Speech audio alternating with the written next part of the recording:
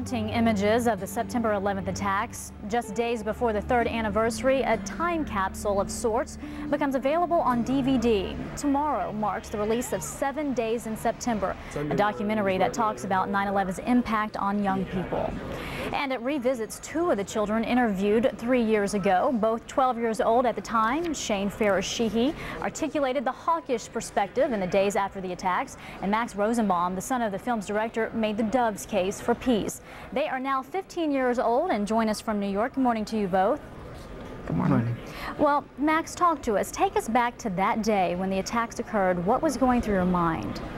Well, it was a really confusing time because we really didn't know what was going on, and it was just, it was, a lot of people were really sad, and I feel that we really got a sense of unity after that, and I think that that sense, really is what held us together.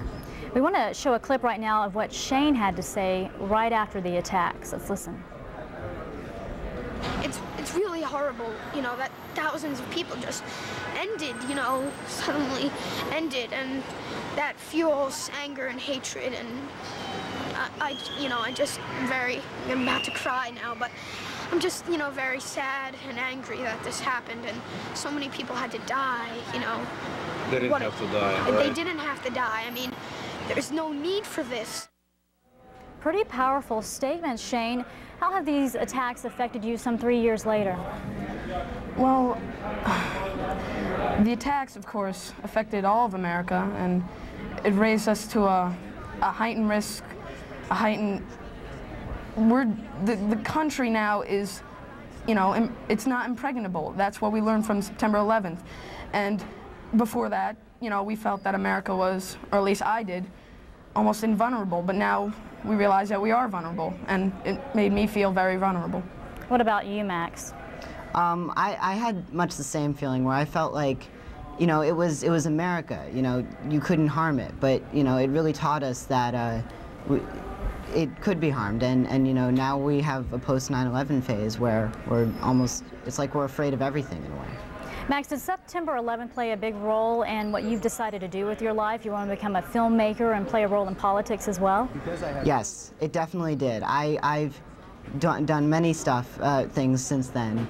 I actually just finished a film all about George Bush and the past 4 years. You can see it at cameraplanet.com/7 days, actually. Little plug there for you. Okay, well, Shane, how has it affected you and what you plan to do with your life and the career ahead of you?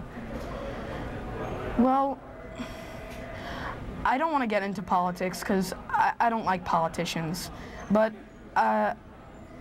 9/11 did get me much more involved with politics than I was before, and I pay attention to the world much more now, and I plan to use my power when I get old enough to vote.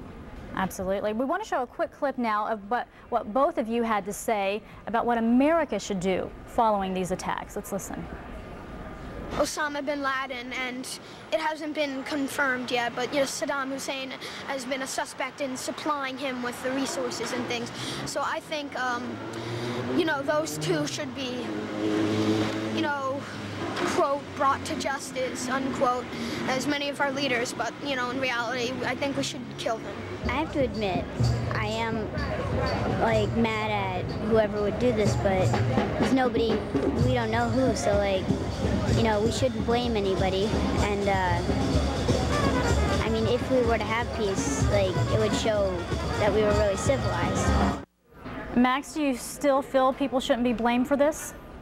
Well, my opinion has changed a bit, and I feel that, I think, there are people who are guilty for what happened, but the way that we went about, and sort of brought justice, I don't think it was the right way. I think that the war in Iraq was really, it showed that we aren't as civilized as I think we are in a way. We just took revenge, and in the end, our president ended up using our own anger against us. Shane, quickly, we're almost out of time, but do you still feel the same about Osama bin Laden and Saddam Hussein? Well, Saddam Hussein still hasn't been proved to be linked to the 9/11 attacks, but I still think that in all cases he was a bad He was a bad man, and I think we should have taken care of him in the first Desert Storm. And along the lines of Osama bin Laden, I think that we should find him and we should bring him to justice. All right, Shane Farah-Sheehy and Max Rosenbaum, thank you so much for your time. Appreciate that.